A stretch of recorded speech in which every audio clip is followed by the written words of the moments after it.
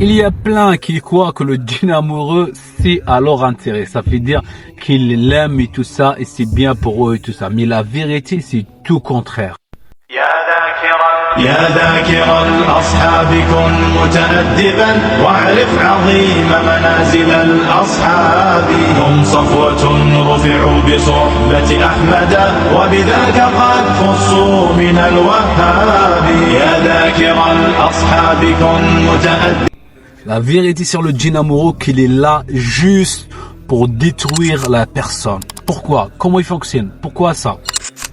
Il fait ça tout simplement parce que au même temps il aime la personne, au même temps il se venge de la personne. C'est pour ça on voit la personne qui est touchée par un djinn amoureux qu'elle a des symptômes spécifiques. Un exemple pour les femmes, les chutes de cheveux, les rêves érotiques, les bleus dans les jambes, l'isolement, la maladie, certaines maladies, ils n'arrivent pas à se marier. Le problème avec les deux couples, s'ils sont mariés, il y aura toujours des problèmes.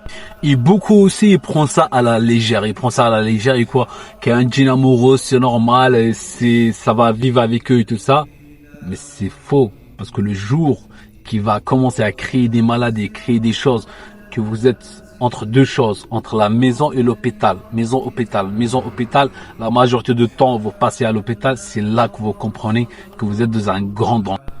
Mais parfois, c'est trop tard. Si les maladies sont là, si la personne est toujours à l'hôpital et tout ça, c'est dur quand même à se soigner ou à trouver ou à... Quelqu'un dire, oui, c'est faux. Mais pourquoi on n'agit pas avant que ça aggrave?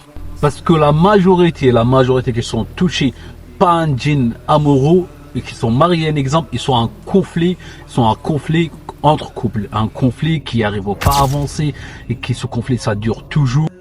Les relations intimes, le mari, la majorité, le soir, ça crée toujours des problèmes, ils n'arrivent pas à s'approcher, toujours ils sont distants, le mari et la femme.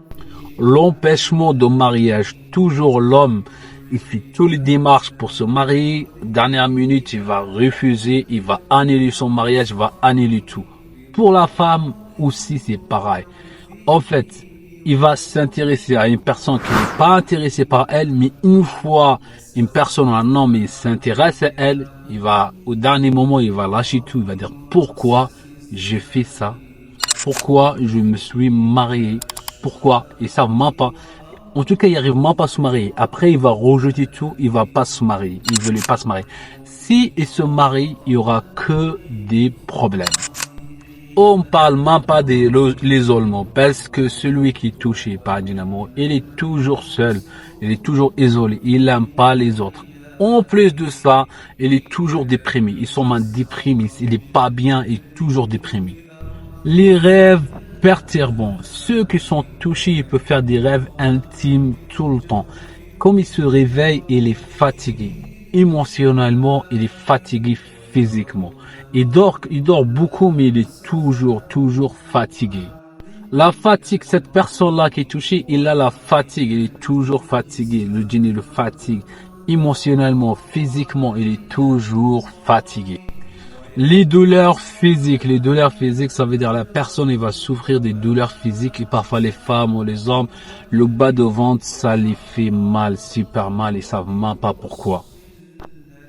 Infertilité et troubles émotionnels. La personne est là, l'infertilité, parfois est touchée, il est lié avec le djinn amoureux. Le djinn amoureux ça le fait l'infertilité et le trouble, là des troubles et tout ça et tout le temps. Après, c'est aussi les règles, les menstrues de la femme est toujours déréglée, tout ça. Tout ça pour une chose, pour pas laisser un homme la toucher, il va faire les règles pendant longtemps. Comment se protéger aussi? Multiples les prières, les doigts, les invocations matin, les invocations, tout ça c'est important pour se libérer. Deuxième chose, effectuer un ruqya, consulter un professionnel qui peut vous aider, un professionnel dans le domaine qui connaît bien son domaine qui peut vous aider. Un exemple, avec la ruqya et aussi c'est très important avec un traitement adapté à votre situation que vous pouvez le suivre pour se soigner rapidement. s'auto-protéger. Il faut dire les invocations de matin et les invocations de soir, c'est très important. Et ça aussi, ça aide énormément pour la guérison avec la permission d'Allah subhanahu wa ta'ala. Et pourquoi aussi les invocations de matin au soir? Aussi ça, parce que aussi, ça aide énormément pour quoi? Pour protéger contre les nouvelles attaques. V, c'est la protection spirituelle. Alors, dans la maison, il faut réciter le Coran, il faut nettoyer la maison, il faut que ce soit propre et tout ça. Plus de ça, les prières, le Coran, à lire à la maison, tout ça, c'est très important pour éviter et pour se protéger pour l'avenir aussi. Merci d'avoir suivi cette vidéo jusqu'au bout. Si il était utile ou vous avez appris quelque chose, n'hésitez pas, Inch'Allah bi'inillah, de laisser un commentaire, de abonner sur notre chaîne. Votre soutien m'encourage à partager avec vous de contenu. Qu'Allah vous protège et vous facilite. À très bientôt, Inch'Allah.